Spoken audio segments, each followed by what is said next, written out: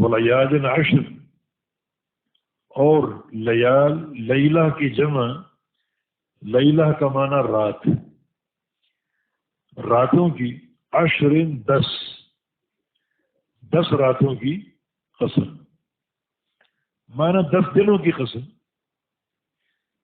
یہ 10 دن کون سے ہیں؟ 2 معتبر قول مروی ہیں۔ ایک تو عشر ذی الحج ہے، ذو الحج کے مہینے کے ابتدائی 10 دن، ان کی قسم کھائی گئی۔ وہ دن بڑے بابرکت ہیں، ان دنوں میں ایام حج شامل ہیں۔ 8 تاریخ منا کا دن، 9 تاریخ عرفہ کا دن، اور 10 تاریخ یوم النحر، جس دن طواف افاضہ ہوتا ہے، سعی ہوتی، قربانی ہوتی، اور بالوں کی کٹنگ ہوتی، اور یہ سارے امور مناسک حج میں سے ہیں۔ یہ بابرکت دن جو ہیں یہ بڑے فضائل کو سمیٹے ہوئے ہیں۔ یہ تو حجاج کی فضیلت، اور جو حج پر نہیں جا سکے ان کے لیے بھی فضیلت۔ نبی علیہ السلام کی حدیث ہے کہ جو یوم عرفہ کا روزہ رکھ لے تو ایک روزہ 2 سال کے گناہوں کا کفارہ۔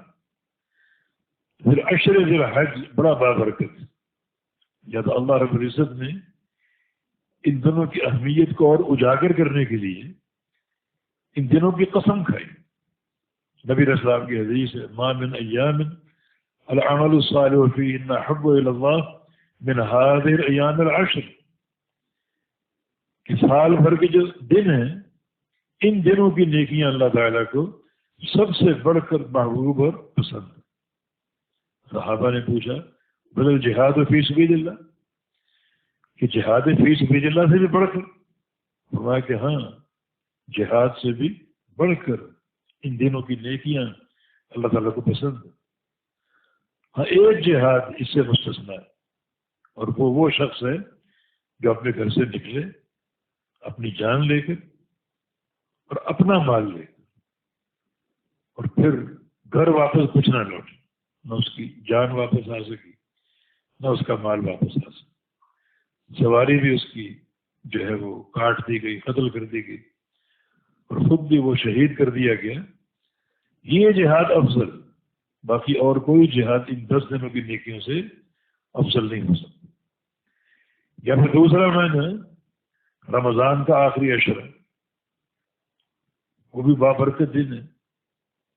کان اذا دخل العشر الاواخر شد میبرہ وایقظ اہلہ واحیا لیلہ۔ جو آخری عشرہ داخل ہوتا تو اللہ کے پیارے پیغمبر کمر کس لیتے، پوری رات جاگتے اور اپنے اہل کو بھی جگایا کرتے۔ اس عشرے کی خصوصیت، ایک رات جس کو لیلۃ القدر کا نام دیا گیا ہے، اس ایک رات کی عبادت 1000 مہینے کی عبادت سے افضل۔ تو اللہ رب العزت نے ان رمضان کے آخری عشرے، ان 10 دنوں کی اہمیت کو مزید اجاگر کرنے کے لیے ان کی قسم کھائی۔